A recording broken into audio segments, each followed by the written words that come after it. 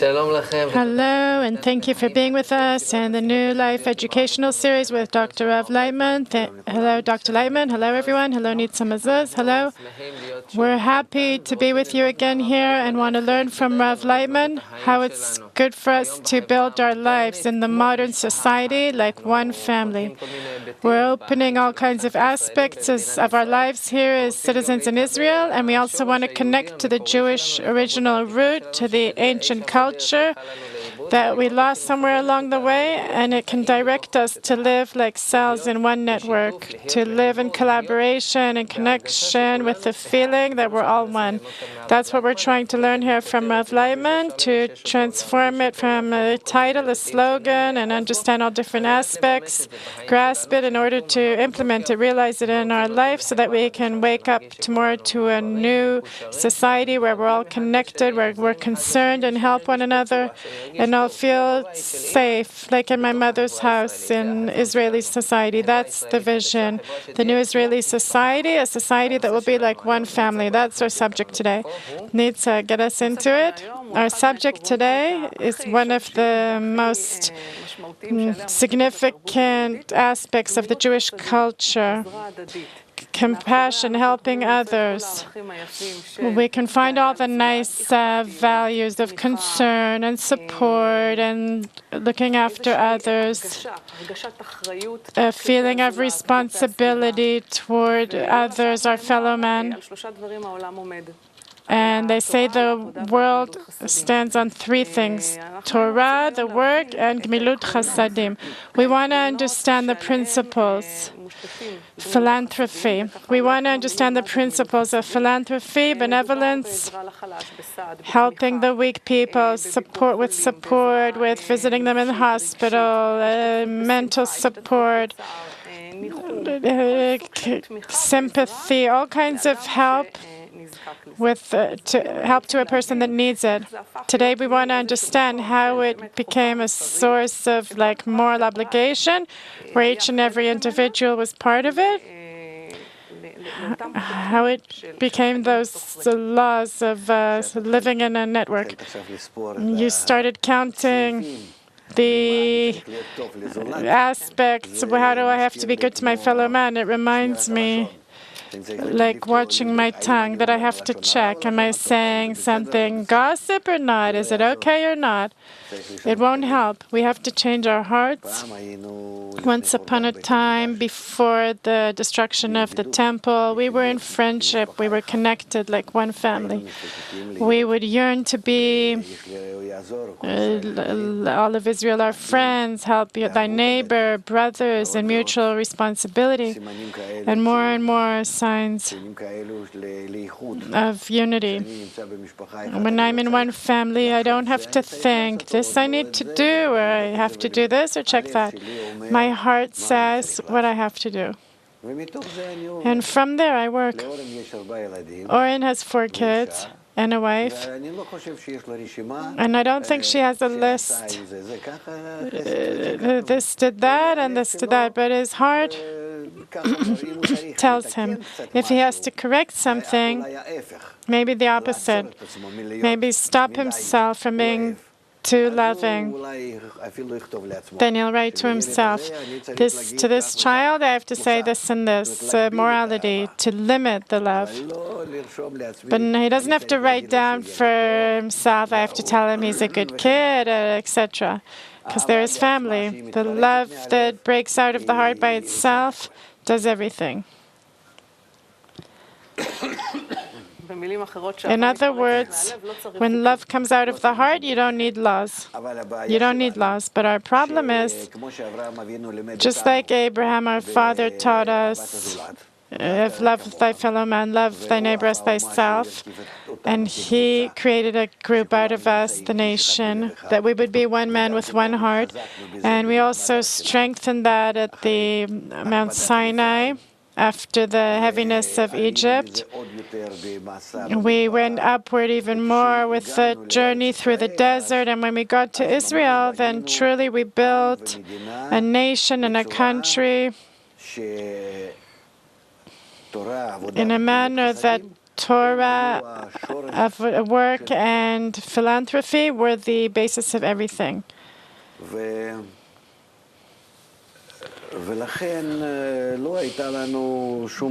Therefore, we didn't have any problem to carry it out.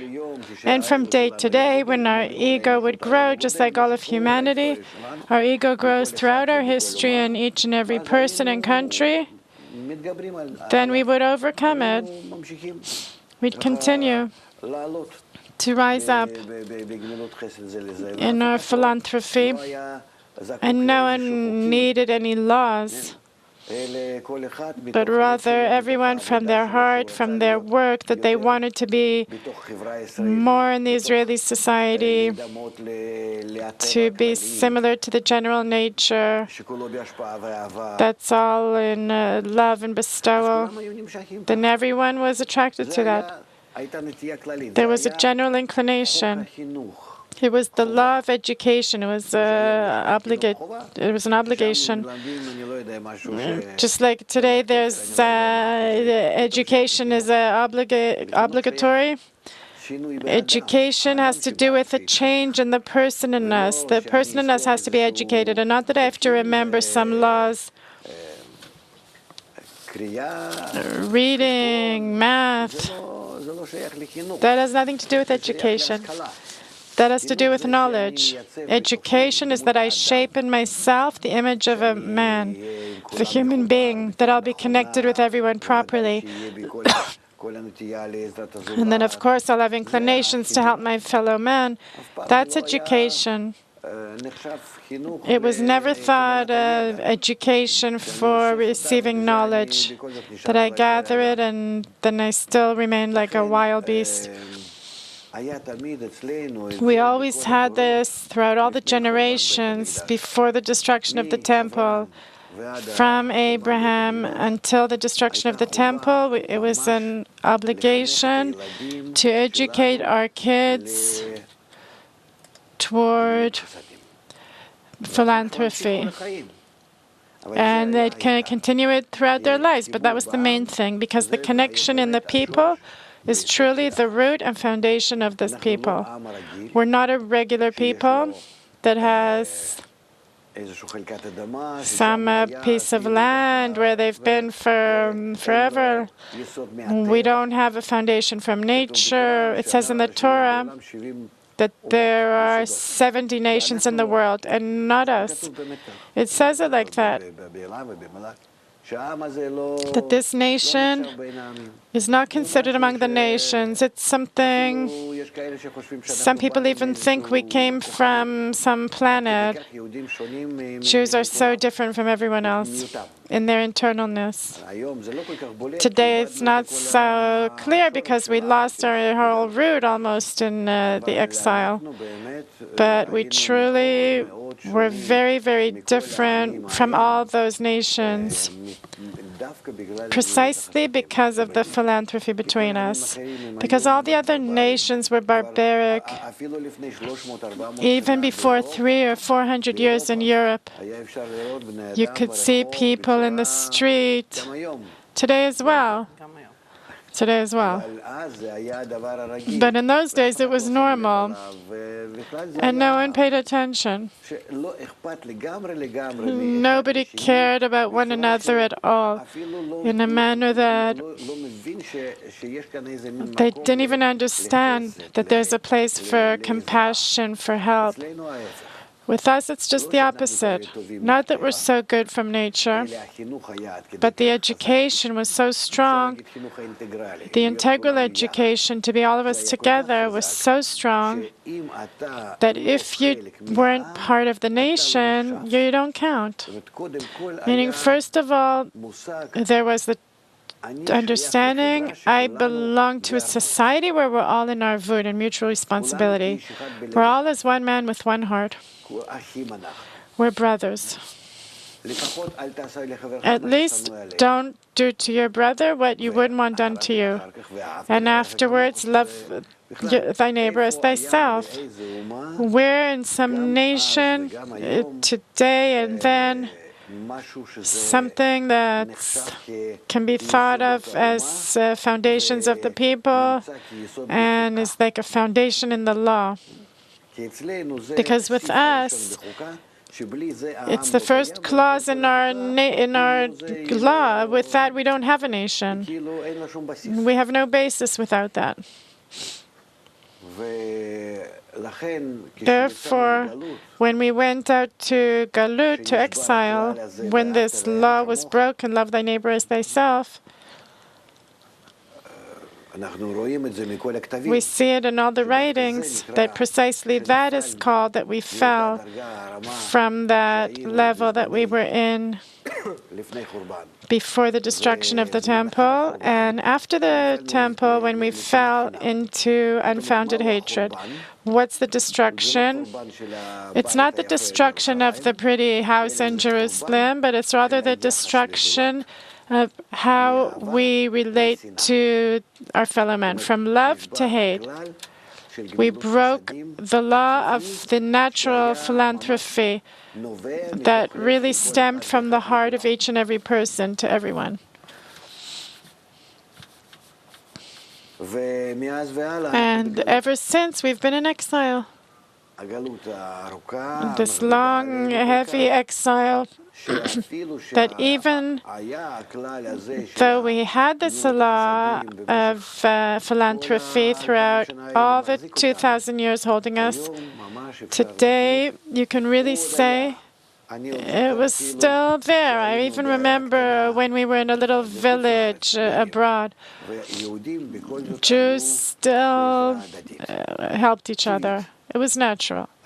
Maybe it was like Bala said, that it was because the Goyim were around, the Gentiles were pressuring us. This solidarity, this connection was like a bag of nuts. The nuts don't want to be together, but this bag, the aggressive environment would hold us together.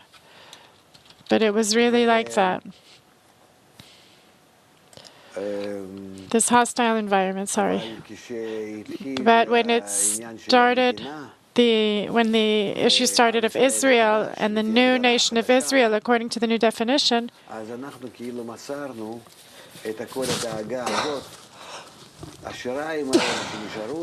then we transferred all this concern from that same philanthropy, from paying attention from one Jew to another, we transferred it to institutions of the country, Social Security, Medicare, and more and more. And I'd even say in the Orthodox sector it works in a manner that there's some organizations that look after it. A man to his fellow man, keep your distance. That's a result of the exile. I don't blame anyone for it, but it's a fact. If we want to reach redemption, in what way will we reach it? Again, going back to that same principle, love thy neighbor as thyself, that it is expressed first and foremost in philanthropy, that each person has to feel in his heart what's good for his neighbor, for his friend, and in general for everyone in the nation, and to try to do it.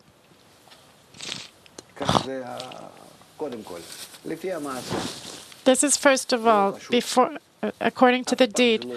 It's not simple. It will never happen if we do it as a law or some nice behavior. But first there has to be here a very big preparation that's called integral education. That we will educate ourselves for the fact that we belong to one people, one system, that we have interdependence, not just in troubled times, but in general, and that from the pressure of nature in our time that shows us that it's entirely It's the integral education, the round dependent, that we're in mutual interdependence, all of us. We understand that this law of philanthropy is one of the aspects of love thy neighbor as thyself that we need to reach. Therefore it is written, the three things the world stands on: Torah, which is the force that has to correct a person through work, and the conclusion has to be philanthropy, which comes from my heart, my wide heart, my hurt heart, my happy heart, and for what the public has. I would like to, after we spoke of this in general, to start taking it apart to small pieces. The main clause in philanthropy, it's also quite logical, is how we treat the weak. In society, there's stronger people, weaker people, and what has to be the relationship between them. There's lots of definitions about this, about widows, orphans, that you shouldn't hurt them, and about stranger, homeless people, that you need to give them gifts for poor people. There's a lot of things to do with the land, agriculture. We used to make most of our money from agriculture. So in the field, there's things that you need to leave for the poor people. If a person can come from his house, go to the field, and can gather what they left for him. And we see that this interaction between the strong to the weak in society is one of the foundations of the Jewish ancient culture. And when I read these things and I think what's happening today, it's not pleasant for me to say, but let's describe what's happening today. What's happening, according to the Jewish principles, these original principles, I as a person who has, he as a person who doesn't have, I have to give him food so that he won't starve to death, and also in such a manner that he doesn't see you. Like a wig. Oh, sorry, like a ferry. You leave it in the ferry, and whoever comes. He doesn't know who the field belongs to. The owner doesn't know who's going to take it, just like that. You don't hurt his pride, his shame. That's a very important principle, because we all complement one another. I am doing you a favor like you're doing him, because you want to. I'm doing myself a favor. Explain it, please. The fact that you want to be a good person, you're getting out of it pleasure, you're getting filling, self-respect. And he gives you an opportunity in that way. The laws are arranged in such a manner that you do it from out of compassion. What's philanthropy? It doesn't come back to you in a direct manner.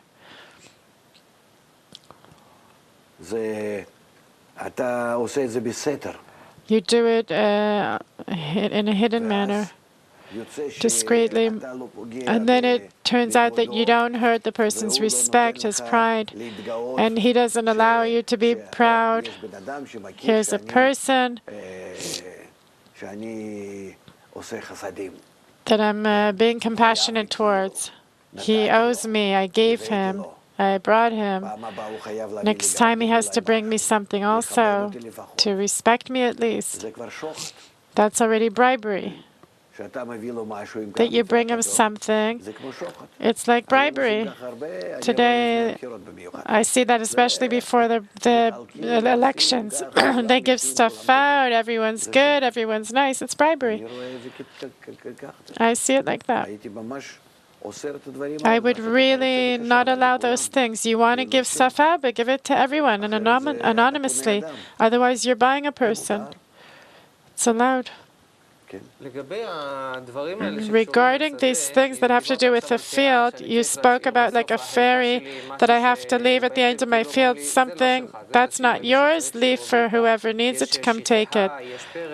There's all kinds of laws about that. The question is, what happens from the perspective of the Jewish society, that a person leaves for someone who doesn't have? What emotion did they want to awaken in me as someone who owns things? What opening in my heart can I open that I feel it doesn't exist anymore today? The rich and the poor, it's an inseparable part of the human society until we correct ourselves in the perfect manner. And both of them have to exist, and both of them have to complement one another. The fact that there's in one and not in the other, it doesn't depend on people. And then we have to see in these things that it's just a complementary system. Those who have more, they have the obligation to give to those who have less. Why? To awaken in the person the feeling of compassion. It's not a matter of having more or less. There's nothing missing in the world. The planet can contain everyone easily, can maintain everyone. But why are we all living like this? That half of the planet are throwing double away and the other half of the planet are starving to death. And we could easily just transfer one to the other because we're missing this attribute, compassion. That is mainly what we need to buy. That's what we need to be educated about, charity, kindness. That's what we need to build inside us. So you're saying I and the rich, we complement one another. That's how it comes from nature.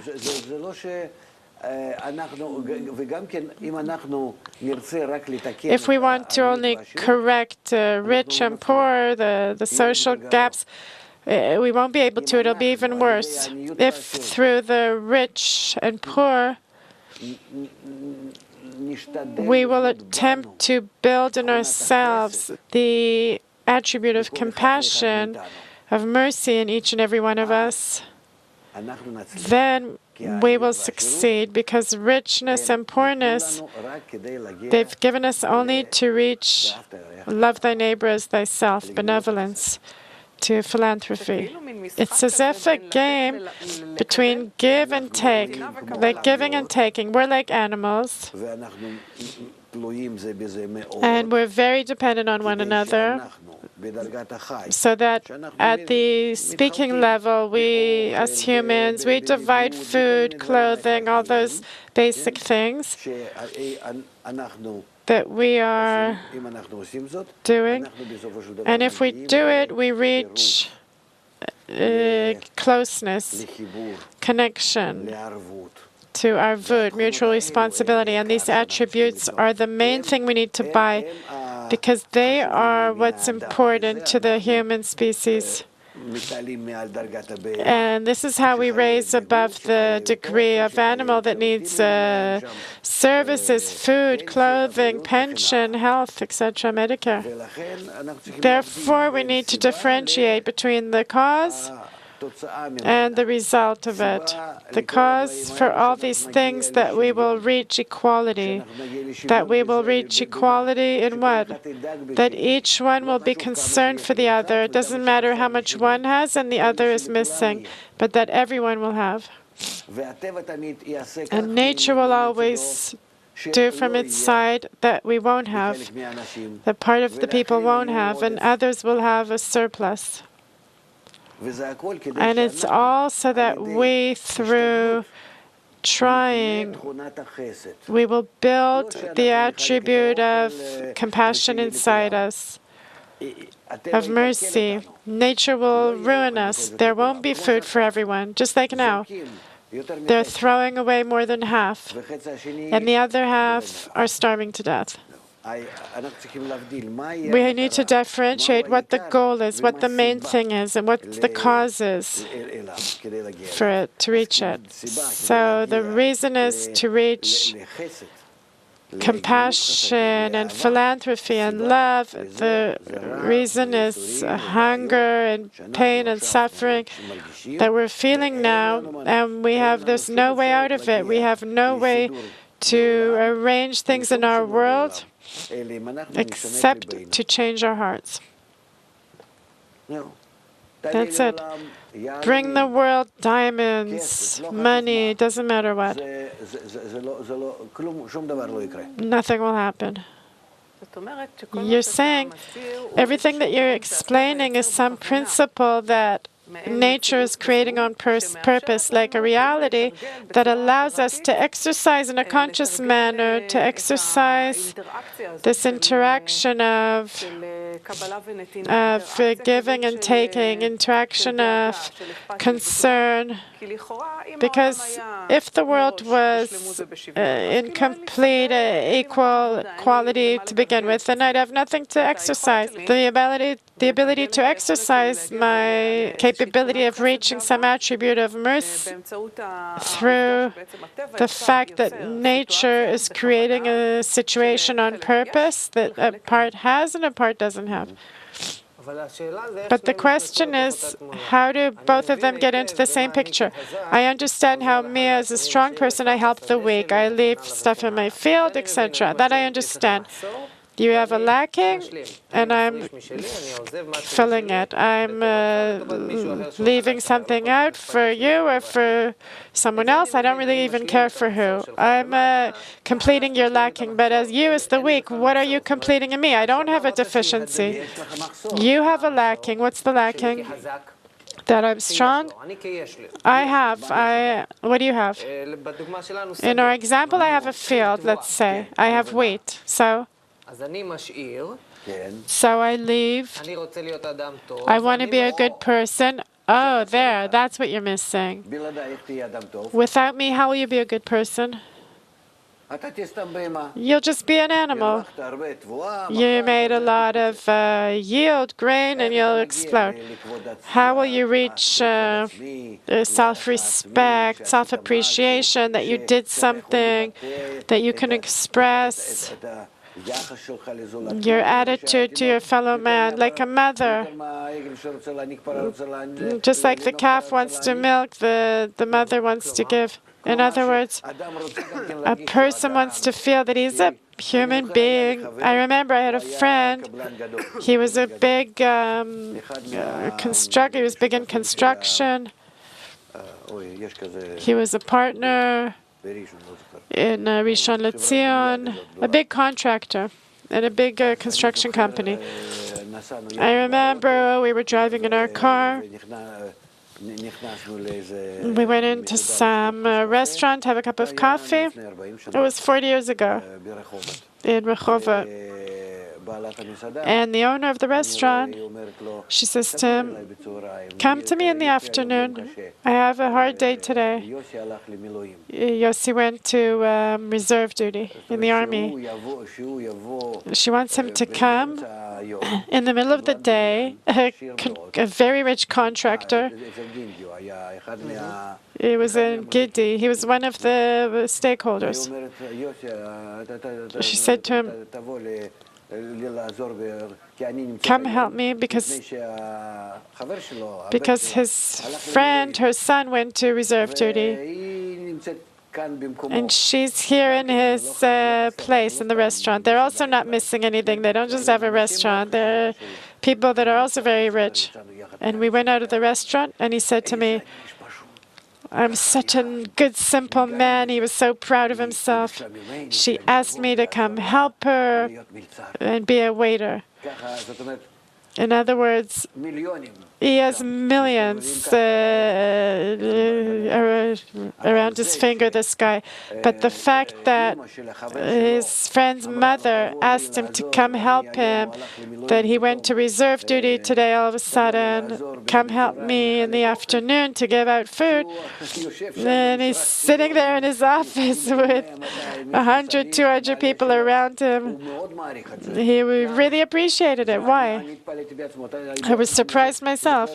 I remember it like yesterday. Tell me, he comes to me also to be treated sometimes. So that's what I'm asking. He came to my clinic. So what is it about our fellow man that gives person satisfaction at another level, on another dimension? That people see him as good-hearted, that he's a simple person, that he can come help, that he's a friend, that he's truly, that he's a human being. Not just a person with pride and a bag of money and stinky. This is how they relate to his personality. So you're saying, I saw it with my own eyes. It was very interesting. I looked at it. I was really shocked. And he got into the car and he's like, I'm such a simple man. I'm a simple man. For him, it was a great thing. For him, it was like the greatest thing. I'm a simple man. I'm simply a man, human being. So to be a simple person, but a person, you understand the word. If she would ask him, give me $50,000, there was no question. He'd write out a check. He didn't have any... He wouldn't hesitate for a second, but it's not a human being. Here, we're touching the human part. It's something that each of us holds himself as a person existing in this world. And if you cancel him out, oh, he's rich, like this, like that, but he's not a human being. There's no I left. This is really insulting. You can see this in every human being. If you say, oh, his beauty, his rich, his behavior, all that's... but if you insult this foundation, this inner foundation, this backbone, the person in him that can break him. Why is the person in me, the human in me, as something that can be built in my feelings only in my interaction through helping others? Because a person is not me. I can't know that I myself am a person. I'm a protein that has some shape. I have some inner organization, arrangement, sensations, brain, feelings. A person that builds above his family, above his herd. He builds above that an attitude, his natural attitude to others. Not natural, not natural. Natural is family, my tribe, everything that's mine. But if I build, not because my nature obligates me, the fact that nature obligates us, it's not interesting. But if I build it out of taking it above my nature, what I receive from nature, that's called the degree of man. We don't get this degree from nature. This can only come in education. From the side of nature, I'm a beast. I like what belongs to me, and I'm prepared to hate, burn what doesn't belong to me. If I build above that an attitude of connection, of unity, I do this out of the human part of me. It's an addition. A person does not exist in nature. There's no person like that. We're like monkeys. We're like animals. If I work according to my urges that I have from nature, then I come from the a bit more sophisticated. It's also a question. We're more complex, not more sophisticated. Just if I develop inside me through education attributes that are above nature, against my nature, then I reach the degree called man, human, which is higher than the animal kingdom, inanimate, vegetative, animal kingdom, and the speaking degree. And each degree cancels the other degree and builds itself above it. So how do I cancel the beast in me and build the person in me? By precisely beginning to relate to every stranger in above nature, in that manner. Love thy neighbor as thyself. What's special about this principle of visiting people in the hospital or helping someone that's sick? What's special about it? What principle is behind it? It's the same thing that we give a person. What's it called? That we have mutual help from the side of nature. We're discovering from the side of nature that we are in an integral system, that we're all connected to each other. We're in a global world. We're all connected to one another. And in this connection between everyone, some people have more and some people have less. Also in Medicare and knowledge and power and healthcare, everything. Go profit from one another. That will all be connected in this system, and at the end of the day, this system, like any other network, electronic network or electric network or nature network, there's forces that are opposite to each other, and altogether they reach balance. The conclusion of all these conflicts is calmness, rest. And also in the human society, we have problems and issues, and at the end of the day, our future is to reach balance. Like it says in the prophets. Rest, peace. So this balance that we reach, there's always, no one has what the other has. Everyone has something that the other has more or less, just like in Lego. We always need to add to one another. Something that's a bit emphasized in you, I'll have less. It's like a puzzle. If it's three-dimensional, it's harder. Yes, okay, a puzzle. We're all built in this manner. Everyone's different. It's different in such a manner that if he goes to complement the other, it's with my surplus. And what someone's missing, that's how we connect that same puzzle to this beautiful face of the perfect world, beautiful image. And then we need to understand that we'll never be able to connect like in a puzzle if we don't want to. Apart from what we need for our basic existence, the rest we need to disperse among everyone. This is how we'll know where we're missing, where we have surplus in each and every person, and this is how we'll reach peace to a beautiful image, perfect image. Therefore, it's not just philanthropy that comes, that we have to be pretty with a nice smile to one another, but rather we see that this shape is the correction of the world. It's the correction of humanity.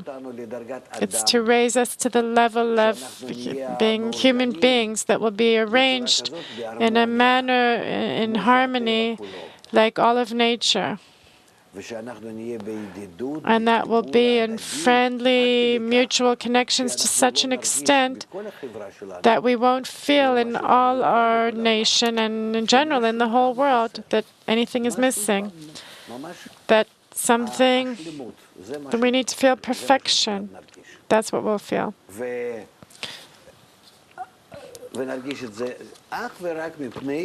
And we'll only feel it because each and every person with his entire heart, whatever he doesn't need,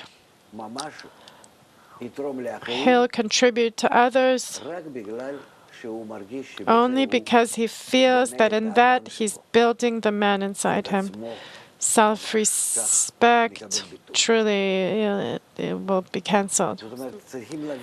We need to understand that the fact that we're missing, one person is missing and the other person has more, comes to us as an opportunity to build the degree of the human being in us. So today, if we look at society, and I truly see how there's a total lack of balance in every aspect of our lives, if it's Medicare, security, education, economy, each aspect has reached the most opposite of equality and perfection. We built systems where we're apparently good systems like health, Medicare, and we're using it just for the opposite, how not to serve a person, but to make money off of him.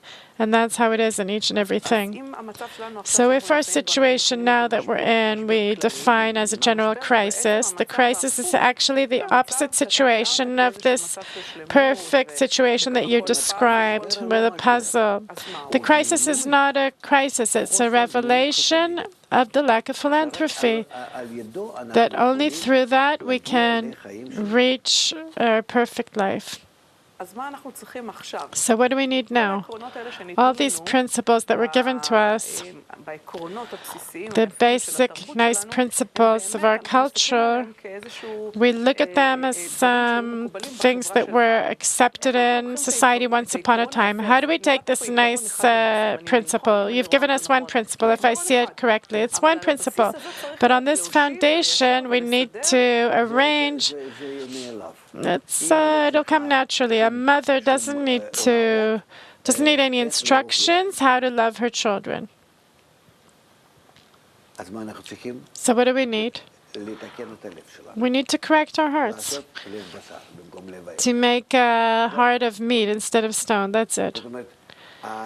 In other words, this method of education is not in order to show you clauses, how to relate to and how to do in some program that you'll have from here to there. That won't help, because you don't have on what to execute this program. But your heart has to be soft, to be sensitive to others. Why were they written in such a consistent manner? That's to show a person how far he is from that. But at the end of the day, we see that all these clauses that are written, it's like gossip, slander. What's wrong with you shouldn't say this because it's like this. You shouldn't say this because it's this. If I'm not a smart person, then I can't use it. I need to be very clever, like in a court of law, to get out righteous. It's not a matter of being right or wrong, but if I'm sneaky, then I get out of it. That has to do with the correction of the heart, Chafetz Chesed. I would like to focus on one clause. You said these laws of how we behave when our heart is open to one another, and there's this mutual completion. They were written to show us today where we aren't. I want to put up a mirror to us. It says here, if you give the poor person money,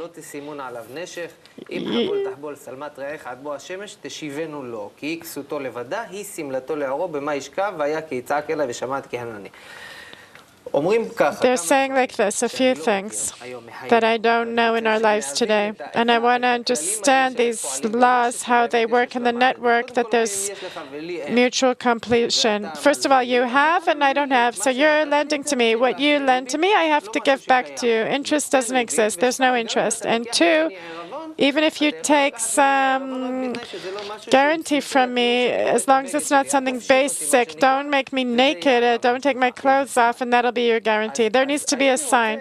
So I'd like, of course, these things aren't being carried out among us today, but I'd like you to open up a bit. What does it come to show you? It has nothing to do with philanthropy. No, I'm adding this. I'm adding another aspect that has to do with interactions between people. Why? If you have and I don't have, and you give me, I have to look after these two things. A, not to take interest from me, and B, not to sit on my neck, and not to take a guarantee from me that'll strip me. What does it come to show in the corrected relations between people? What does it come to emphasize? It's also something in the middle between philanthropy. It's as if I'm doing you a favor. All these laws are laws. What does it mean, laws? If we're in a society where we understand that this entire world is the relations between us, and above all, the things we go through in all the cases, we need to strengthen the connection between us to be as one man with one heart. That's called being a people, the people of Israel, I mean. Then we here need to connect between us in all kinds of forms. The loftiest form is love thy neighbor as thyself. In order to reach it, there's all kinds of degrees, steps, how I attain this level, this high level. So in this, there's don't hate others, make a long story short, don't do unto others what you wouldn't want done unto yourself, etc. And these types of connection even reach a situation where that I lend to the other, meaning that I am making a connection between us, but a mutual connection. Now, don't think that lending someone is something I'm making a profit off of. What am I profiting? I'm profiting that I'm activating you. What does that mean that I'm lending to you? I'm lending to you, it means I'm now giving you something of mine, so that with the help of that, you will be able to start being active. Say I'm giving you money for a month, and throughout this month, you're not thinking of money, you're thinking how you open a business, or how you look after, God forbid, someone who's sick. We're in interactions. I have to lend you if I see a need for it. And I also have to lend and not give, and not do philanthropy in some manner, because in this manner I'm activating you. Through this I'm activating you. I'm obligating you, not obligating. Let's say I have a son, and I give him an amount of money to open a business. I don't give it as a gift. I want it to sit on him here, that he's obligated, that he'll be activated. It's not that I need the money, but it will activate him. In this manner, we're connected to one another. In this manner, he feels he has to repay me. And even if he doesn't, not that everything's open and he has no obligations, it's a means of education. It's a means for connecting us all together to an integral system. Another means that I really connected to, when we began this show, it says, Rashi explains, say your fellow man is in danger, you have to look, you have to take a danger, risk yourself to help him. Our inclination today, with accidents, hit and run, it's every day, there's people dying on the streets. We are so far today in our modern life, each of us has around him like this invisible glass building, He lives in his bubble, she lives in her bubble, and he lives in his bubble. And it's as if we're in here and there in some kind of interaction in business or neighbors or I don't know what. But altogether, our aspiration in modern society is that nothing will penetrate this bubble and bother me. And now here come these laws and put a mirror up to me that's 1,000 times big away from where I am. If something bad happens to someone, to come help someone. It's in our laws today in Israel that you have to help someone if you see them in trouble. But in our heart, the fact that it's in the laws of the country of Israel, it doesn't open anything in my heart. In my heart, this glass bubble is locked off with a million locks. It doesn't matter what's happening outside of me. It doesn't come in. Even though I'm all for this, that there shouldn't be weak people. I don't want people to be hungry. I don't want people to be hungry. But if I see a person who's hungry, looking in the garbage for leftovers of food, then what do I do with that? You can give him 10 shekels. You're righteous. I'm not giving him 10 shekels. I'm telling you the truth. I just walk by him. But look, if they say to you, give 10 shekels a month, and there won't be hungry people, you would give it. Right. But you wouldn't participate yourself. It's like just getting out of it. You wouldn't, in your heart, be participating. Because we don't have that point of participation in your heart. We lost it in exile. We're not connected in our hearts to one another. That's the problem. You're willing to give. Take the 10 shekels. Leave me. Let everyone have. They'll probably steal from it 9 shekels. And maybe 1 shekel will reach the poor people. The emotional participation. And then from there, the actual participation. That's the problem. It's not like with your kids, that from the morning to night you think, how do I contribute to them? How do I give them? How do I penetrate in them all the good things? No, that's the problem. The heart is made of stone, not of meat. And the integral education has to come and give it. It has to change a person's heart through a person being in a society that looks after him and raises in him all these values, and then he'll change. That's the main thing. Again, we're not missing anything in the world. Not health, not food, not clothing, nothing. We're missing just one thing. Heartful participation, not according to documents or court of law, where we're all very clever and everyone comes out okay. Heartful participation in a single system. Heartful participation, and one of the things in philanthropy is that when you're happy in a holiday, part of the happiness is to open your home to whoever doesn't have. Now, I am trying to imagine it, that the holiday comes and I open this table for the whole family and relatives. No.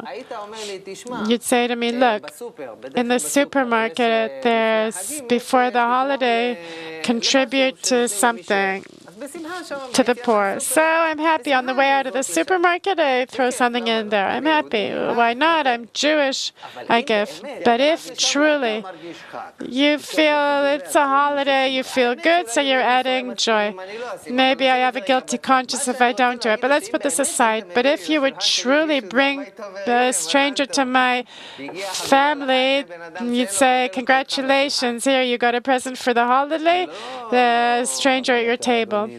But you're religious. you know it's according to the Torah. You have to look after, make sure at the Shabbat table you have to have someone. That's maybe what they did once upon a time. I understand it's the Jewish culture that maintained us. People used to go look in the streets to see if there's a poor person that could join them for the meal on Shabbat. That's how it used to be once upon a time. If you really bring me a stranger into my house, then you're putting me in a problem because I have no place in my heart. It's not that I don't have room in my wallet. In my heart, I have no room for anyone. So what do we need to correct the heart? That's why it's written. That's what's left for us to do. There's nothing else. Suddenly we've reached the decision. We've reached the diagnosis. Now we understand what you're sick with, that your heart needs correction. But what's the correction? He's a stranger. And they're pushing me from every point. Here. It's like they're chasing me. In other words, you feel that he's a stranger. That's the disease. That you feel that another person is a stranger. And not that he's standing in front of you so that you'll love him like yourself. Love thy neighbor as thyself. But he's a stranger. He's not a stranger, he's like you. Are you strange to yourself? Treat him in the same way. So how could we explain it? You have to treat him like you treat your kids, let's say. It's impossible. It's impossible. That's correct. That's why we have the integral education that explains to us how we can do it through the environment.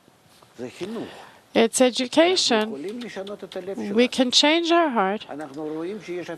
We see that there's even situations that a family takes some kid and begins looking after him and becomes even more precious to them than their own children. And even more precious. Yes, I know cases like that. Because you don't need to love your child. You love that child naturally. But the strange child, you have to show him your love so he won't hate you. Because you're not really his father. You have to relate to him with love. An even greater love than your own kids. If you hit your own kids, you punish them, it's my kids. But if you hit him, you hate him. It's as if you hate him. You can't show it. Therefore, the laws, love thy neighbor as thyself, are much more powerful than what you do with your own son. All these laws for interaction between people and completion, this is my summary for today, that one person has and one person doesn't. In all the aspects of life, not just in Medicare and money, it will always be like this. And it's like that to allow us to develop these attributes that make us human. The human spirit, that's what it's meant for. Today, when the world is more connected and every movement influences everyone and we live in this network, where is the place for philanthropy in the network? Is it something that is a recommendation? This is the way you should live, like I've heard for thousands of years, and it didn't bring me to a good place? Or today it's becoming a law that the network is defining and putting in our face and saying there's no other way. This network is becoming revealed as an integral network, global, that connects us one to the other and reveals in the connection between us lack of philanthropy, that we don't suit one another, that we don't complement one another. We're not going into one another like a puzzle to one another. Because we're missing between us this fuel, revealing where I can complete him and he'll complete me. It's only philanthropy can do this, and we don't have it. And to the extent that this network is closing in on us, we have less and less options. We're in a crisis, so we have no choice. We have to activate the correct education to raise each and every person, and it's possible. It's the public opinion. If we do this through the public opinion, it'll be easy for everyone to be sensitive to the other, and in that will correct everything. In the world, there's nothing missing. And it will only be missing to the extent that we'll be missing love of our fellow man and philanthropy. Thank you, Rav Laitman. Thank you, Nitsa.